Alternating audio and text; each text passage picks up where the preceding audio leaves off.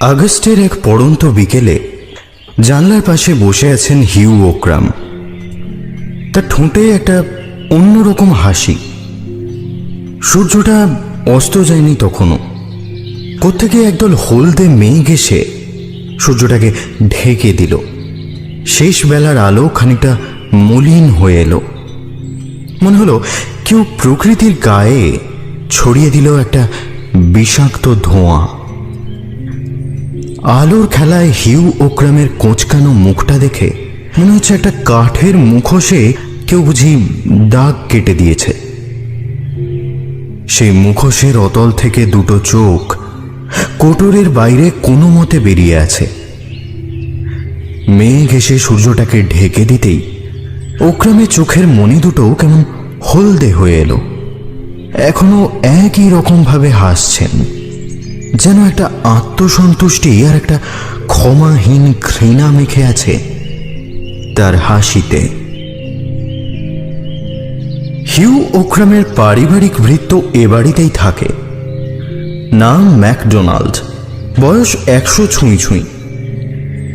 হিউয়ের হাসিটা দেখে ম্যাকডোনাল্ডের মনে হয় এই হাসিটা হিউ একটা বিশেষ সময়ে হাসেন, হয়তো ফেলে আসা জীবনের কোনো গোপন ঘটনার কথা মনে করে।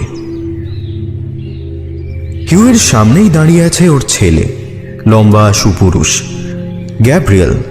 বাবার মুখের দিকে তাকিয়ে ওর বারবার মনে হচ্ছে হাসিটা যেন ওর ঠোঁটও ছুঁয়ে ফেলছে। অস্বস্তিকর ছোঁয়াচে একটা হাসি।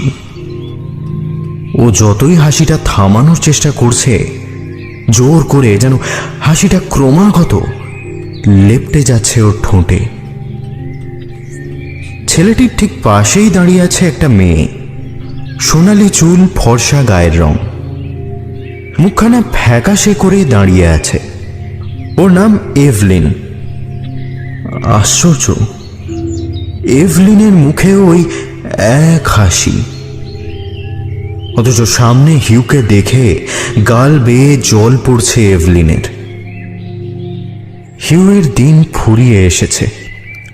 হিউ বললেন, তোমরা যদি চাও বিয়ে করতে পারো, নিশ্চয়ই করতে পারো।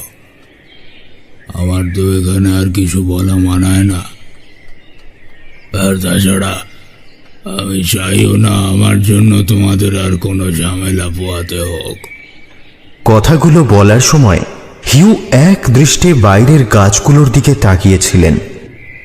গ্যাব্রিয়েল উসখুস করল। বাবা। হিউ ছেলেকে আর কিছু বলতে দিলেন না। হঠাৎ করেই তিনি ব্যতিব্যস্ত হয়ে পড়লেন। গ্যাব্রিয়েল, আমার আর কিছু বলার নেই। তোমরা ভেবে নিও তোমার বাবা কোনোদিন বাধা দেয়নি তোমাদের। কেবল একটা অনুরোধ, বিয়েটা আমার মৃত্যুর পর করো। আমি না হয় মাটির নিচ থেকেই আশীর্বাদ করব তোমাদের। যদিও জানি তাতে কোনো লাভ হবে না। এ বিয়েতে তোমরা সুখী হবে না, হতে পারো না। কিন্তু কেন বাবা? হিউ কথাটার উত্তর দিলেন না। হাঁপাতে হাঁপাতে বললেন,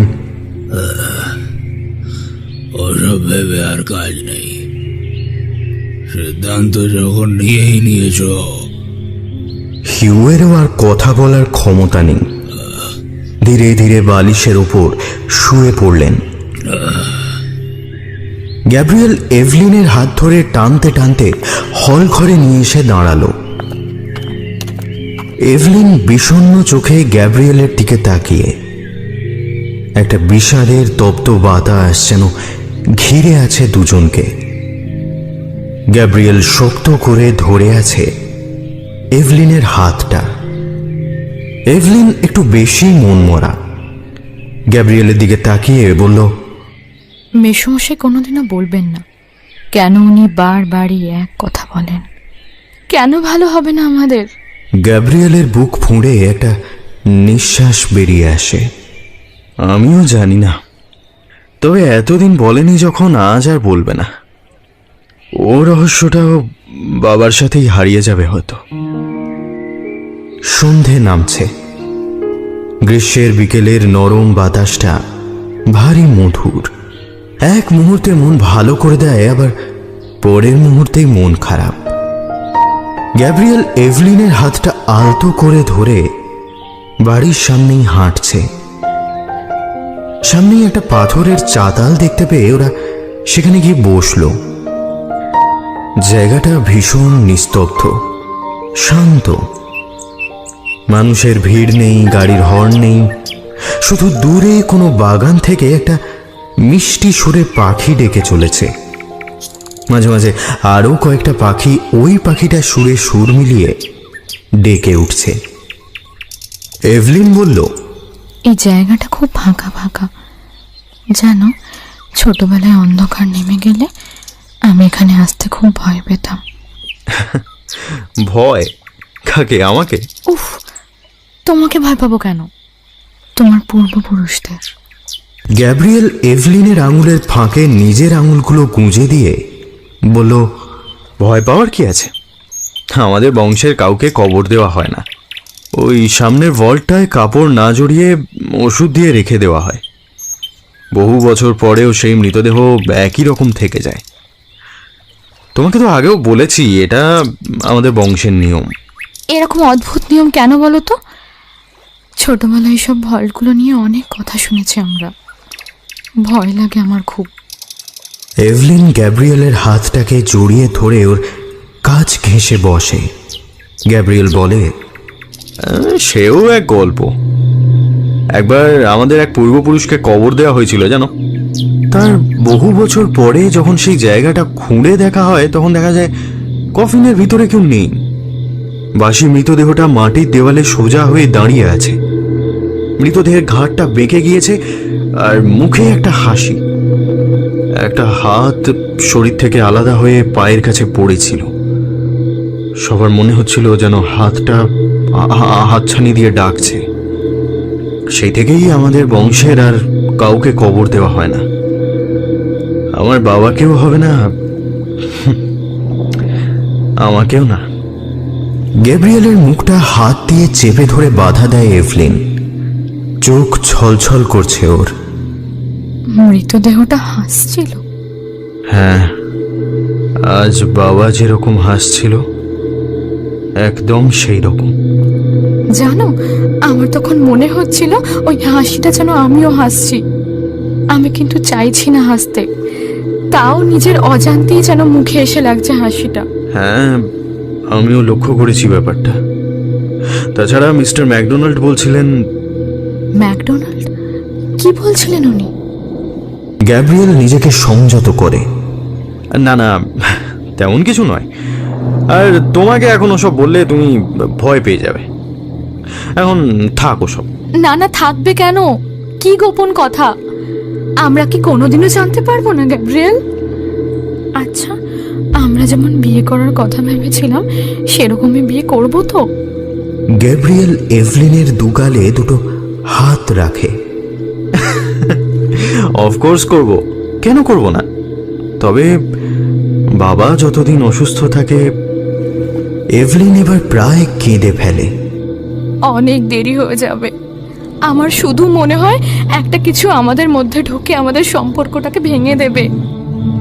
তো এসব কোনোদিন হবে না এভলিন, আমার উপর ভরসা রাখো।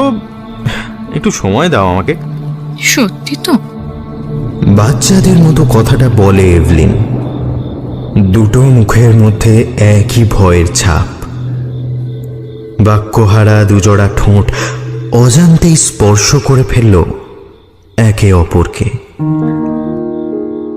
গ্যাব্রিয়েলের মনে হলো একটা বিশাল কালো মেঘ সরে গেছে। জীবনটা যেন অনেক বেশি সহজ হয়ে গিয়েছে। কিছুটা দূরেই দৌড়ে চলেছে একটা ব্যস্ত পৃথিবী, কিন্তু গ্যাব্রিয়েল আর এভলিনের এই অন্য পৃথিবীটা শুধুই ওদের, একান্ত ওদের। এই মুহূর্তটাই সব থেকে বেশি দরকারি ছিল ওদের কাছে। কোনো হিংস্রতা নেই, জোর নেই, কিন্তু কি অনায়াসেই এভলিনের নরম হাত দুটো কাছে টেনে নিচ্ছে গ্যাব্রিয়েলকে। গাছের নরম পাতার উপর হাওয়া খেলে গেলে যেমন তীর তীর করে কেঁপে ওঠে পাতাটা, ঠিক সেই রকম কাঁপছে এভলিনের ঠোঁট দুটো। এভলিন চাপা স্বরে বলল, মনে হচ্ছে আমি স্বপ্ন দেখছি, স্বপ্নের মধ্যেই ভালোবাসছি তোমাকে। ভয় করে আমার, যদি যদি জেগে উঠি।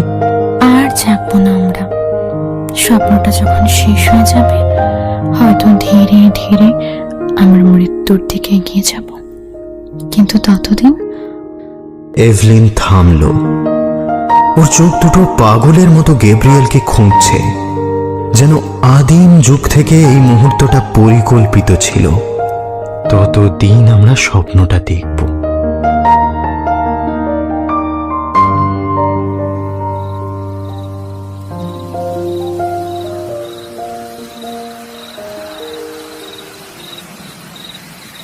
হিউ ওক্রামের ভৃত্য মিস্টার ম্যাকডোনাল্ড একটা চেয়ারে নিজেকে সম্পূর্ণ মেলে দিয়ে শুয়ে আছেন। এই গরমেও একটা হালকা কম্বল গায়ে দিয়েছেন তিনি। সামনে জানলা দিয়ে ফুরফুরে হাওয়া বইছে। 100 বছর বয়সে দাঁড়িয়ে তিনি জীবনের নানান অভিজ্ঞতা গুছিয়ে রেখেছেন মনের মধ্যে। চোখের চামড়াগুলো প্রায় ঝুলে গিয়েছে, মুখের মধ্যে অজস্র ভাঁজ। রাত তখন প্রায় 1টা। বয়সের কারণে টানা ঘুমোতে পারেন না ম্যাকডোনাল্ড। কিছুক্ষণ ছাড়া ছাড়াই ঘুম ভেঙে যাচ্ছে তার। ঘুম ভাঙলেই সামনের পর্দা দিয়ে রাতের পৃথিবীকে ভালোভাবে দেখে নিচ্ছেন তিনি। রাত্রে তার পাশের ঘরে একটা মেয়ে ঘুমায়। মেয়েটি মূলত ম্যাকডোনাল্ডের দেখাশোনা করে, যত্ন নেয়। সেও ঘুমিয়ে পড়েছিল। ম্যাকডোনাল্ড আধো ঘুমে চোখ বুজে শুয়েছিলেন। হঠাৎ মনে হলো জানলার পাশে পর্দার আড়ালে কে যেন দাঁড়িয়ে আছে। মুখটা বেশ বোঝা যাচ্ছে, একটা নারী মুখ। অনেকটা এভলিনের মতো দেখতে। হ্যাঁ, ঠিক এভলিনের মতোই, কিন্তু কিন্তু গাল দুটো এভলিনের থেকে একটু বেশি পাতলা। ঠোঁট দুটো টকটকে লাল, কিন্তু এই লালটা ঠিক স্বাভাবিক নয়, যেন কিছুক্ষণ আগেই কোনো তাজা রক্ত ঠোঁট দুটোতে মেখে দাঁড়িয়ে আছে মেয়েটা। ম্যাকডোনাল্ড ভয় না পেয়ে ভালো করে দেখার চেষ্টা করলেন। খোলা হাওয়ায় জানলার পর্দাটা উড়ছে। সেই ভয়ঙ্কর নারী মুখটা এখনো পর্দার আড়ালে দাঁড়িয়ে আছে। ঠোঁটের লাল রংটা চাঁদের আলোয় চকচক করছে। হাসছে মেয়েটা। সাদা দাঁতগুলোতেও লাল রংটা লেগে গিয়েছে। কিন্তু এই জানলাটা মাটি থেকে প্রায় 80 ফুট ওপরে। এত উঁচুতে মেয়েটা দাঁড়িয়ে আছে কি করে? ম্যাকডোনাল্ডের চোখ দুটো ভয়ে বড়সড় হয়ে গেল। একটা হালকা শব্দ করে মেয়েটা হাসছে। চোখ দুটো যেন বড় বড় হয়ে গিয়েছে তার। ঘাড়টা কি ভীষণ নমনীয়, যেদিকে খুশি যেন ঘোরানো যায় সেটা। বাইরে হাওয়ার বেগও বেড়ে গিয়েছে হঠাৎ। মেয়েটার হাসি হালকা থেকে ক্রমশ গাঢ় আর ভয়ঙ্কর হয়ে উঠছে।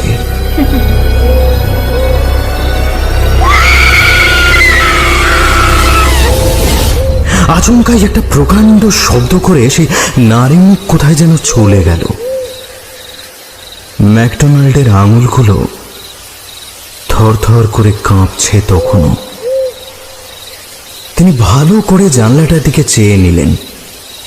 না, কেউ নেই। পুরো বাড়িটায় একটা চাপ নিস্তব্ধতা খেলা করছে। তারপরে দরজার দিকে তাকিয়ে তিনি চমকে উঠলেন।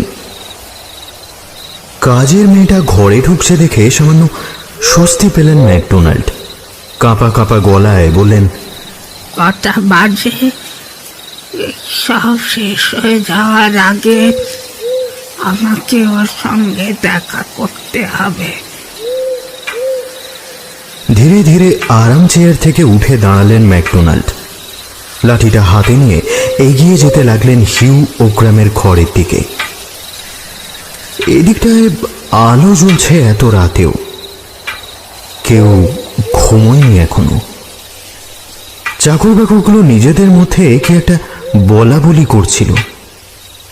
ম্যাকডোনাল্ডকে দেখে সবাই চুপ করে গেল।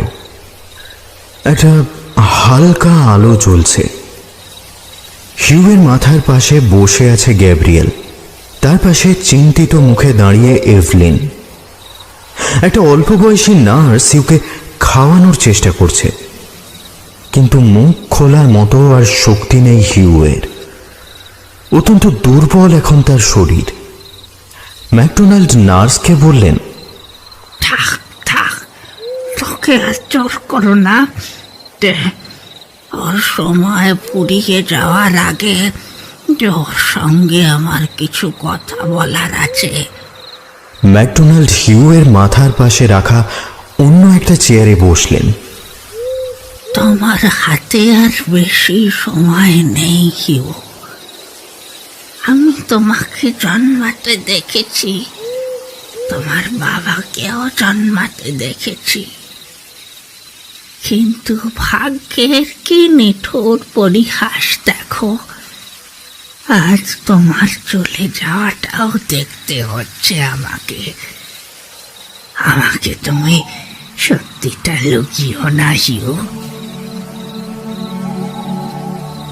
হিউ ওক্রাম বোধহয় ম্যাকডোনাল্ডের গলাটা চিনতে পারলেন, কিন্তু তিনি কোনো উত্তর দিলেন না।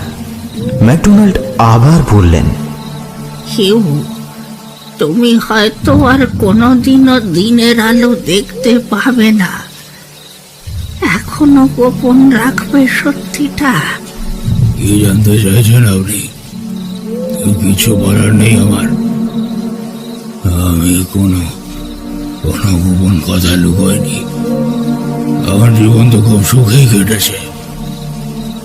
ম্যাকডোনাল্ড তার কাঁপা গলায় একটা প্রচন্ড ব্যঙ্গের হাসি হাসলেন। তার চোখ দুটো লাল হয়ে গিয়েছে। হিউ জোরে জোরে নিঃশ্বাস নিচ্ছেন। হয়তো ম্যাকডোনাল্ডের এই হাসিটা আর সহ্য করতে পারছেন না তিনি। বিরক্ত হয়ে বললেন,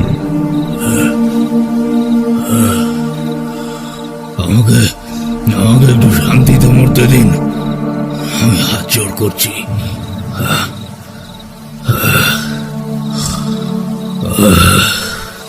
ম্যাকডোনাল্ডের বৃদ্ধ চোখে মুখে একটা অদ্ভুত রকমের তেজ মিশে আছে। তোমার যে মা তোমার পাপের বোঝা সহ্য করতে না পেরে মারা গেছেন, তার দিব্যি। সত্যিটা বলো হিউ।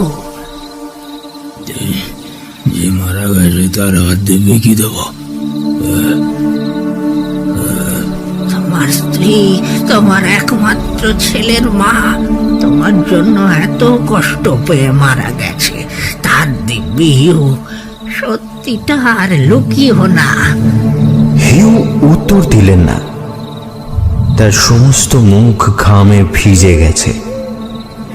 ম্যাকডোনাল্ড তৃতীয়বারের জন্য বললেন, হিউ, যে মেয়েটাকে তুমি এত কষ্ট দিয়ে দিয়ে মেরে ফেলেছ, তার দিব্যি। সত্যিটা বলো।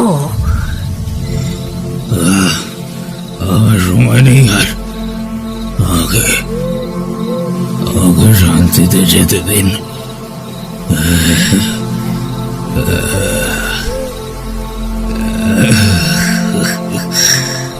হিউ ওক্রামের মুখে আবার সেই ভয়ানক হাসিটা ফিরে এসেছে। আমাকে একটু শান্তিতে মরতে দিন। আমি হাত জোড় করছি। ম্যাকডোনাল্ড এবার সরাসরি প্রশ্নটা করলেন। না, দেরি হয়ে যায়নি, সময় আছে।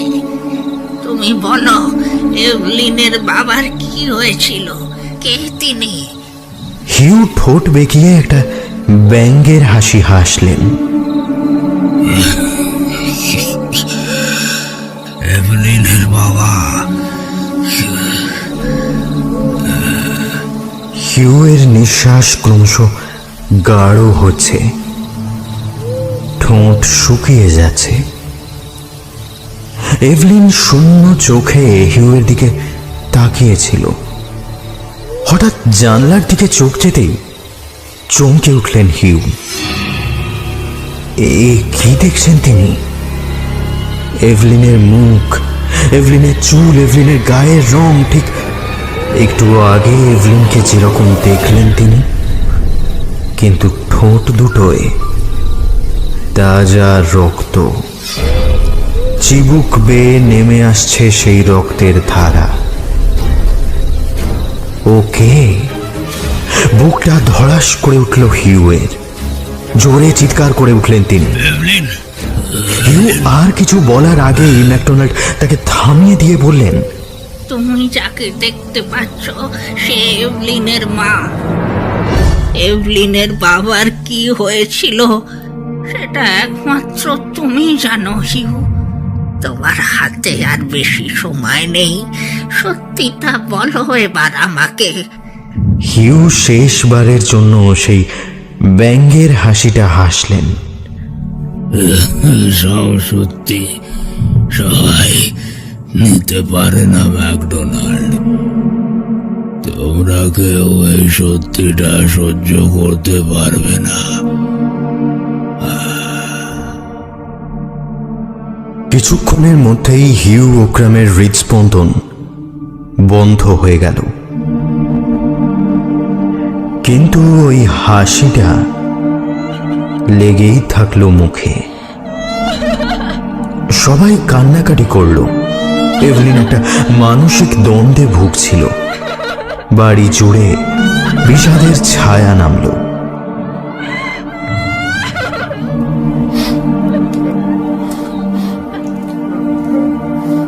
হিউকে নিয়ে যাওয়া হলো তাদের পারিবারিক ভল্টে। বংশের নিয়ম মতোই তাকে আর কফিনে বন্দি করে কবর দেওয়া হলো না। ভল্টের পাথরের দেওয়াল খুঁড়তে শুরু করলো লোকজন। কিছুটা দেওয়াল কুপিয়েই ভয়ে শিউরে উঠল লোকগুলো। একটা মৃতদেহ ঘাড়টা দুমড়ানো অবস্থায় দাঁড়িয়ে আছে সেখানে। চোখের কোটরে চোখ দুটো নেই, মুখের মাংস খুবলে গিয়েছে। লোকগুলো ভয়ে দূরে সরে এলো। গ্যাব্রিয়েল শুধু ভয় পেল না, ওদের বংশে এ জিনিস আগেও ঘটেছে। হিউকে যখন ভল্টে রেখে দেওয়া হলো তখনও ওর মুখ থেকে ওই হাসিটা যায়নি। লোকগুলো বাইরে বেরিয়ে আসার পর একে অন্যকে দেখে আরো বেশি ভয় পেয়ে গেল। প্রত্যেকের মুখেই ছুঁয়ে আছে সেই এক হাসির রেখা।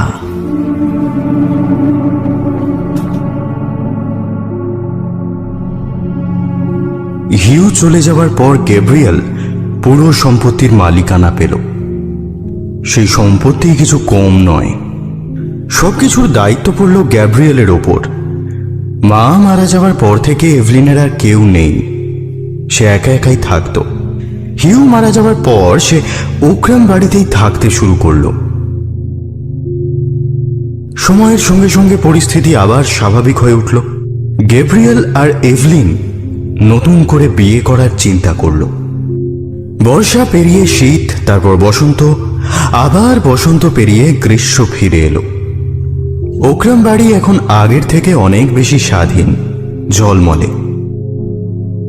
শুধু হিউ ওক্রামের মৃতদেহ বাড়ির সামনের পূব দিকের ভল্টে থেকে গেল। সময় এগোতে থাকে। নিউ ইয়ার পার্টিতে সব বন্ধু বান্ধবদের ডেকে বাড়িতেই পার্টির আয়োজন করলো গ্যাব্রিয়েল। সারা বাড়ি সেজে ওঠে আনন্দ আয়োজনে, উল্লাসে। খাওয়া দাওয়া, সাজগোজ সব মিলে রঙিন সন্ধে আসে ওকরাম বাড়িতে। এভলিন আজ একটা কালো ড্রেস পরেছে, অপূর্ব লাগছে ওকে। গ্যাব্রিয়েলও একটা লাজুক হাসি হেসে আর চোখে তাকিয়ে নিল এভলিনের দিকে। আনন্দে মাতোয়ারা হয়ে কেটে গেল বছরের প্রথম সন্ধে। পার্টি যখন শেষের দিকে, অনেকেই ড্রিঙ্কস নিয়ে ক্লান্ত, অনেকেই গুনগুন করে গান করছে। হঠাৎ একে অপরের মুখে তাকিয়ে দেখল প্রত্যেকের মুখেই সেই ভয়ঙ্কর হাসিটা। কেউ নিজেকে আটকে রাখতে পারছে না, না চাইলেও বাধ্য হচ্ছে হাসতে। সবাই জানতো এই হাসিটার কথা। এই এক হাসি নিয়ে ভল্টের ভিতরে শুয়ে আছে হিউ। পুরো বাড়িতে একটা শোরগোল পড়ে গেল। গ্যাব্রিয়েল আর এভলিন একে অপরের হাতটা শক্ত করে ধরে চোখ বুজে দাঁড়িয়ে রইল। ওরা আর এই হাসিটা দেখতে চায় না, আর সহ্য করতে পারবে না ওই অভিশপ্ত হাসিটাকে। একটা প্রচন্ড শোকের মধ্যে দিয়ে পেরিয়ে গেল নতুন বছরের প্রথম রাত।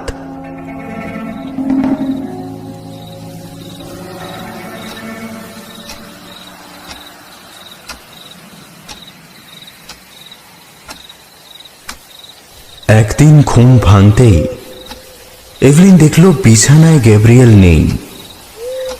জানলা দিয়ে দেখল গ্যাব্রিয়েল দাঁড়িয়ে আছে সামনের লোহার দরজার কাছে। এভলিন ধীরে ধীরে গ্যাব্রিয়েলের পাশে গিয়ে দাঁড়ালো। আমি আর পারছি না এভলিন। বাবা কোনো একটা বড় সত্যি গোপন করে রেখে মারা গেল। আরে ভয়ানক হাসিটা আমি ঘুমের মধ্যে দেখছি, জেগে থেকে দেখছি। আমি ঠিক করেছি ওই ভল্টে যাব, দেখবো বাবার মুখে ওই হাসিটা এখনো আছে কিনা। এভলিন চোখ বুঝে গ্যাব্রিয়েলের মাথায় হাত রাখল। আমি জানি গ্যাব্রিয়েল, স্বপ্নটা আমিও দেখেছি, কিন্তু ওখানে যাওয়াটা আর ঠিক হবে না। তুমি ভুল করছো, আবার কোনো বিপদ আসবে ওখানে গেলে। আমাকে আমাকে আটকিও না এভলিন, যেতে আমাকে হবেই। এই অভিশাপ থেকে মুক্ত হতে না পারলে আমাদের জীবনে কোনোদিন সুখ আসবে না। এভলিন আরো শক্ত করে গ্যাব্রিয়েলকে জড়িয়ে ধরল।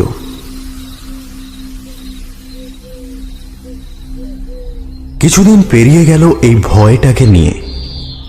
একদিন সকালে এভলিন ম্যাকডোনাল্ডের ঘরে গিয়ে তার মাথার পাশে বসল। Mister McDonald. ম্যাকডোনাল্ড এভলিনের দিকে তাকালেন। আমার কেন জানি না মনে হয় মেসোমশাই কোনো গোপন কথা লুকিয়েছেন, সেটা আপনি জানেন। ম্যাকডোনাল্ড একটা বড় করে নিঃশ্বাস ছাড়লেন, তারপর শক্ত গলায় বললেন, জানি না, কিন্তু আন্দাজ করতে পারি। আন্দাজ? আমার মনে হয় আপনি সব জানেন। আমাকে প্লিজ বলুন, কে আমি, কি আমার পরিচয়? আপনি কেন বারবার মেসোমশাইকে জিজ্ঞেস করছিলেন আমার বাবার কি হয়েছিল? উনি তো লন্ডনে গিয়ে মারা গিয়েছিলেন।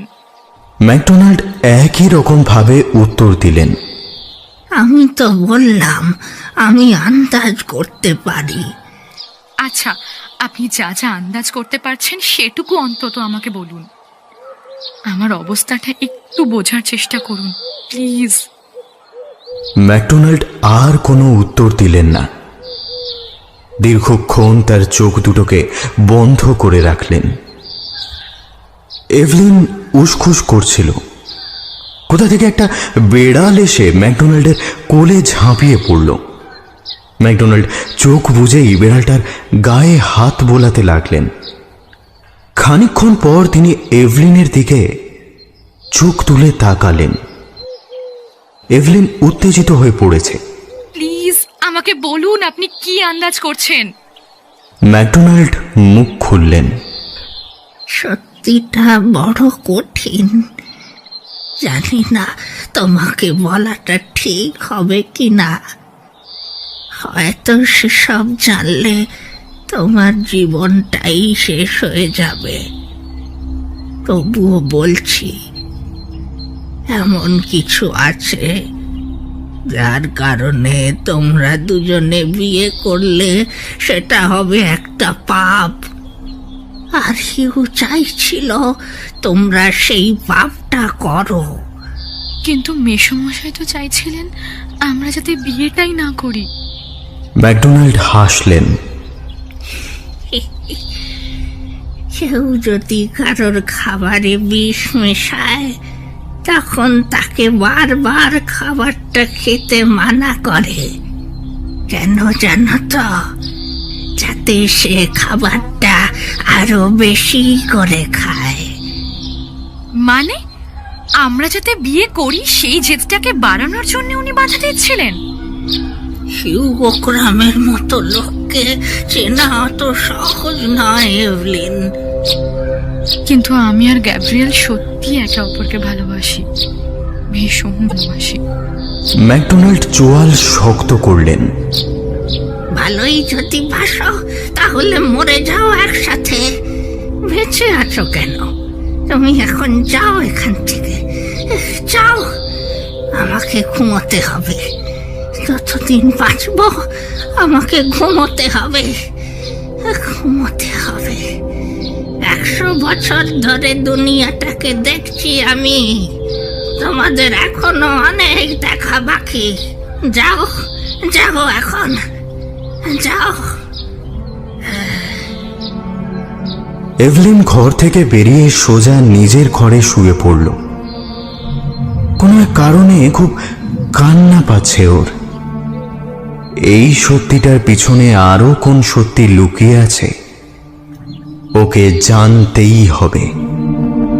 চাবিটা জোগাড় করতে হবে ভল্টের।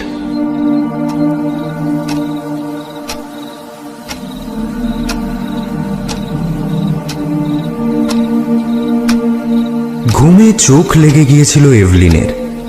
ঘুম ভাঙল একটা নিঃশ্বাসের শব্দে। তার কানের কাছে কেউ শ্বাস নিচ্ছে। এভলিন এক দৃষ্টিতে তাকিয়ে আছে সিলিংয়ের দিকে। কেউ বিড়বিড় করে কিছু বলছে ওকে। কথাটা ঠিক বোঝা যাচ্ছে না। এভলিন ভয়ে কুঁকড়ে গেল। তার সারা গায়ে যেন বরফের ঠান্ডা সূচ বিঁধে আছে।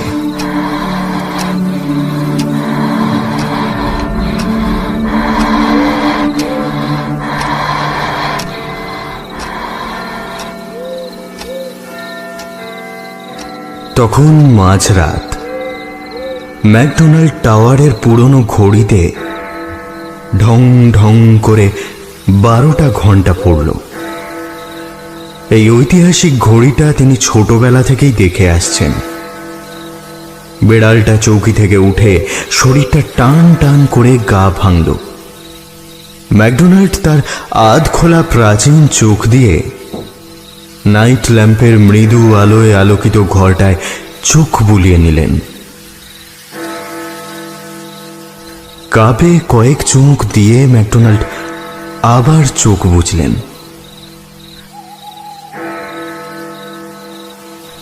নিচের তলায় গ্যাব্রিয়েল ভয়ঙ্কর একটা স্বপ্ন দেখতে দেখতে ঘড়ির ঘন্টার শব্দে ধরফড়িয়ে উঠেছে।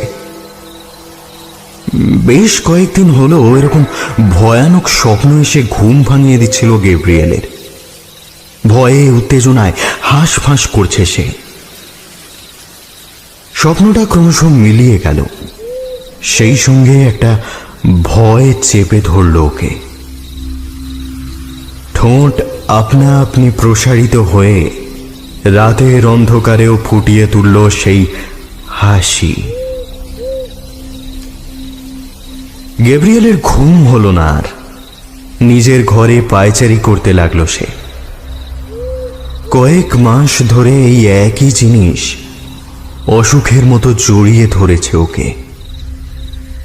ওর সমস্ত চিন্তা ভাবনার গলা টিপে এই একটাই চিন্তা সারাক্ষণ মাথার ভেতর ঘুরপাক খায়। এভাবে ভয় পেলে চলবে না, কিছু একটা করতেই হবে।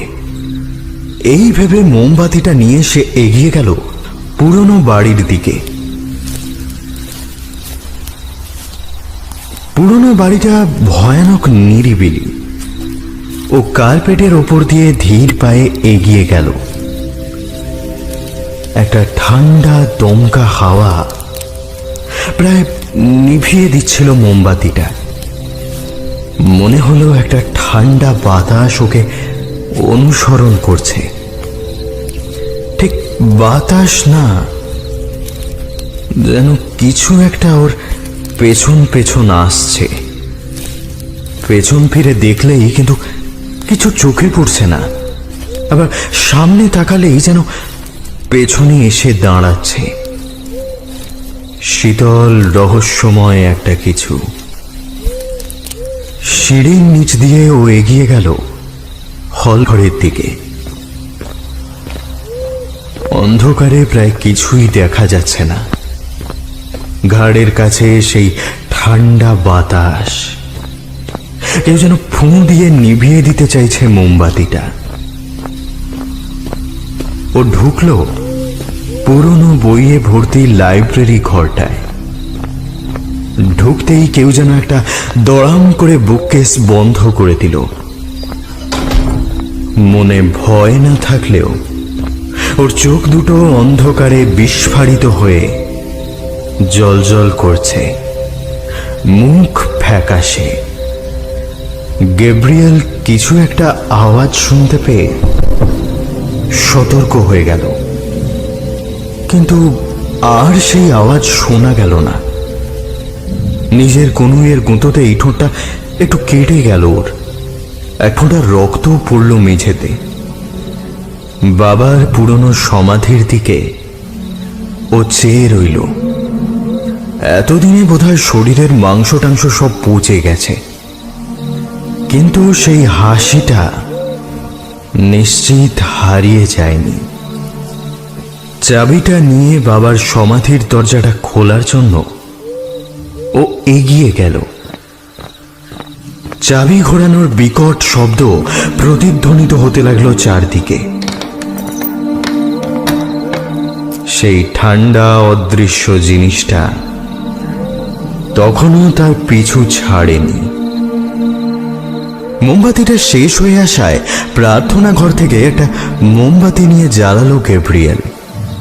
ঠোঁট থেকে আরো এক ফোঁটা রক্ত গিয়ে পড়ল মেঝেতে। সমাধি কক্ষের দরজাটা খুলে সে এগিয়ে গেল ভেতরের দিকে।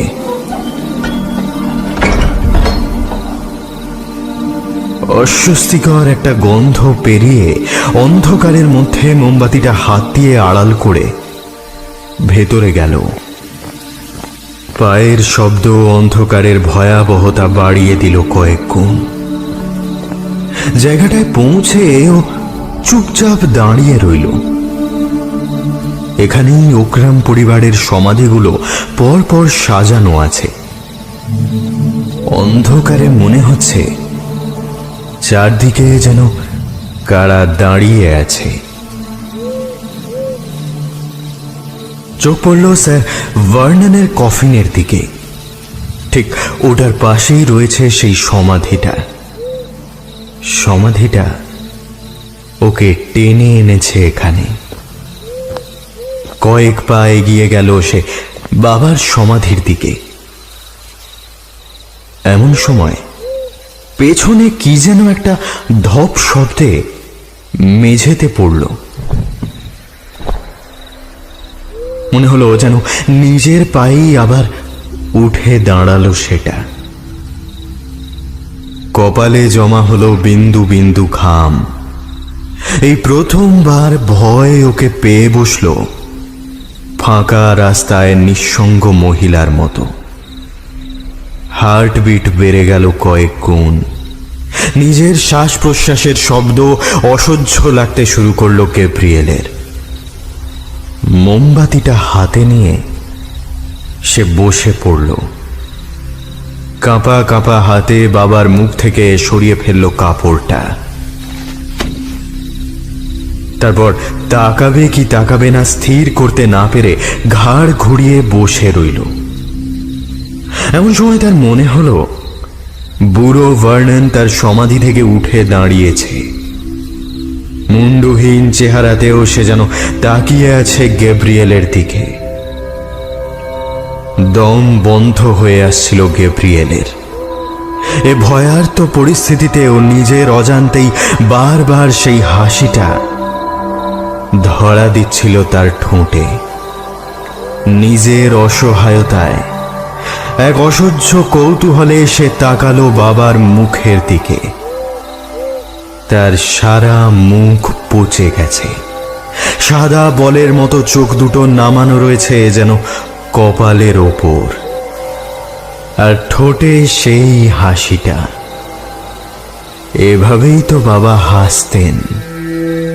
মারা যাওয়ার পরেও এই অন্ধকারে একা একা এভাবেই হেসে চলেছেন। বাবার বুকের কাছে গলা পচা হাত দুটো জড়ো করা, সাদা হাড় উঁকি মারছে ভেতর থেকে। তার মাঝে ধরা রয়েছে একটা প্যাকেট। গ্যাব্রিয়েল হাত দুটো সরিয়ে প্যাকেটটা অনেক কষ্টে টেনে বের করলো। মৃত মানুষটার এত জোর, কিছুতেই ছাড়তে চাইছিলেন না প্যাকেটটা। প্যাকেটটা খুলে ওখানেই হাঁটু মুড়ে বসে পড়ল গ্যাব্রিয়েল। কি লেখা আছে এখানে? ওর মধ্যে আর কোনো ভয় কাজ করছে না এখন। হিউয়ের লেখা চিঠিটা ভাঁজ খুলে মেলে ধরল মোমবাতিটার সামনে। অস্পষ্ট হাতের লেখায় তাতে নিজের জীবনের এক কলঙ্কিত ইতিহাস লিখে গেছেন হিউ ওক্রাম। সবাই ভালো থাকবেন।